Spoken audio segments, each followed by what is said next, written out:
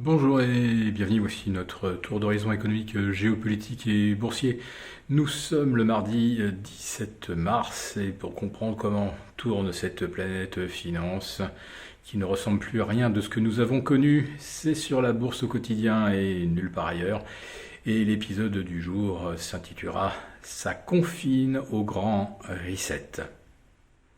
Alors tout d'abord, je tiens à vous exprimer à tous mes vœux de courage pour cette période de confinement qui ne se vit évidemment pas de la même façon si on occupe un bel appartement avec terrasse, avec vue sur le champ de Mars, ce qui n'est pas mon cas, ou une magnifique maison sur la Côte d'Azur avec vue imprenable sur la Riviera.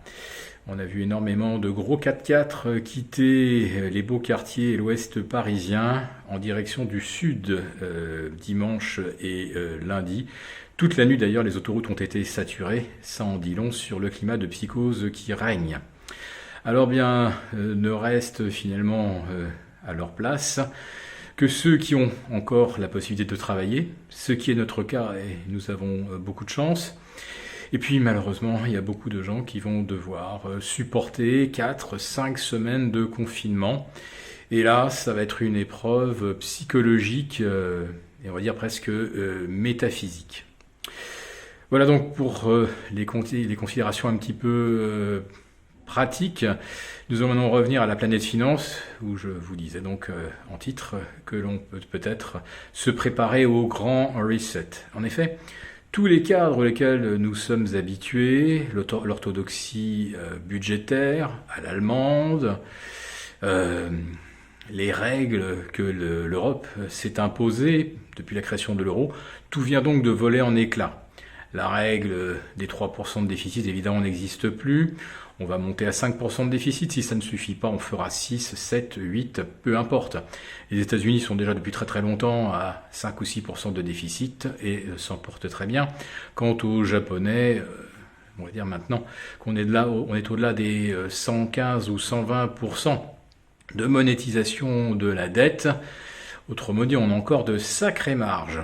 En ce qui concerne la Fed, elle, étant donné que son bilan ne représente qu'un peu plus de 20% du PIB américain contre un peu plus de 45% pour la BCE, on va dire que la Fed peut y aller également en mode no limite pour tenter de stabiliser les indices US. Alors évidemment, on va tenter à tout prix de préserver les 20 000 sur le Dow Jones, les 2300 sur le S&P.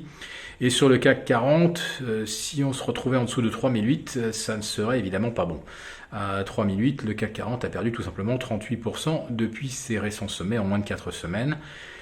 Scénario sans précédent. On ne peut même pas évoquer le crack de 1987 parce qu'on n'a jamais perdu 38% en l'espace de 4 semaines. Donc le seul référent demeure le crack de 1929. Et il faut dire que la corrélation aujourd'hui entre le graphique de 2020 et celui de 1929 colle presque à 90%. Alors, que faire dans de telles circonstances? On est évidemment en régime porte de saloon, ou pour reprendre une autre métaphore, après avoir subi un séisme majeur, un big one, peut-être comme celui qui a anéanti une partie des centrales nucléaires de la côte est du Japon. Après, il y a de nombreuses répliques. Alors certaines grosses secousses, lézardes, et ensuite ce sont parfois des répliques plus bénignes qui finalement provoquent l'effondrement de tout ce qui a été fissuré. Et donc ça, on risque de vivre cela pendant plusieurs semaines. Alors, au sein du CAC 40 et du SB 120, on retrouve aujourd'hui des valeurs qui ont perdu entre 60, 70, voire même presque 80% de leur valeur. Certains titres sont effectivement en très très mauvaise posture. Certaines entreprises risquent la faillite. Autrement dit, c'est pas parce qu'elles ont perdu 70 ou 80% de leur valeur qu'elles vont en reprendre 30, 40, 50 au cours des prochains jours, même si les banques centrales font tous leurs efforts. En revanche, il y a beaucoup d'entreprises qui offrent des rendements dont le business model est pérenne et qui, elles, aujourd'hui, sont également à des niveaux, des valorisations de liquidation. Donc ce sont celles-là sur lesquelles il faut concentrer ses achats, tout en étant extrêmement serein, calme. Il ne faut pas s'étonner de voir des titres reprendre 30-40% en quelques heures, ou peut-être pour d'autres quelques jours, et puis ensuite on les voit reperdre pratiquement tout ce qu'ils avaient gagné, et on se dit, on enrage, zut, j'aurais dû vendre, j'aurais dû m'alléger, et ensuite on se demande, quand on les voit ensuite perdre 10%, si on ne devrait pas couper les positions. Donc il ne faut évidemment pas travailler dans cet esprit, il faut, quand on prend une position, être capable de la tenir financièrement et psychologiquement. En ce qui concerne le CAC 40, tombé à 3650 à court terme, on peut espérer un rebond en direction de 4003, ce qui nous fait environ 10% par rapport aux niveaux actuels, ce qui signifie du 30-40% à gagner sur certains titres. Donc ça, c'est quelque chose que nous sommes prêts à faire. Alors, c'est du swing trading qui va se transformer en day trading, parce qu'en fait, dans le swing, on espère faire de belles plus-values en gardant les positions longtemps.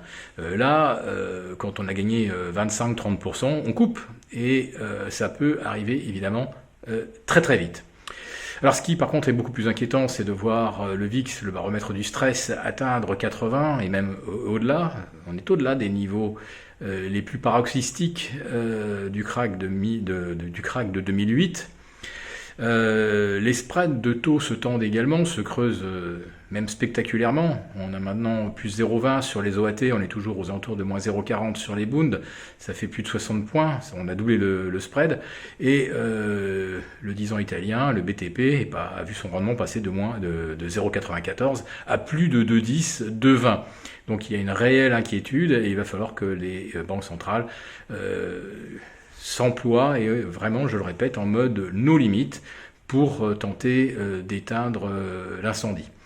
Mais si elles font ça, évidemment, c'est la fin d'un monde, celui où on tentait justement de préserver la valeur de la monnaie. Enfin, c'était le statut de la Banque centrale, c'est préserver la valeur de la monnaie. Cela, évidemment, n'est plus possible, n'est plus du tout la mission première, et ce qui signifie qu'à moyen terme, nous allons probablement connaître un choc inflationniste qui ne sera évidemment pas bon pour les actions.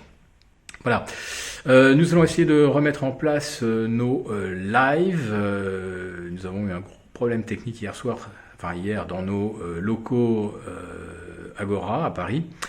Nous travaillons maintenant tous à domicile, puisque là on respecte les directives gouvernementales, mais on est en train de mettre au point une solution pour pouvoir organiser, peut-être dès demain, on vous préviendra par mail dès que possible, un live spécial aux alentours de 11h30. Voilà, si cette vidéo vous a plu, n'hésitez pas à nous mettre un pouce, et pour participer à nos prochains lives, bien sûr, abonnez-vous à Béchade Confidentiel. À très bientôt. À demain. Si cette vidéo vous a plu, donc n'hésitez pas à nous mettre un pouce, et pour participer à l'ensemble de nos lives, évidemment, abonnez-vous à la lettre Béchade Confidentiel.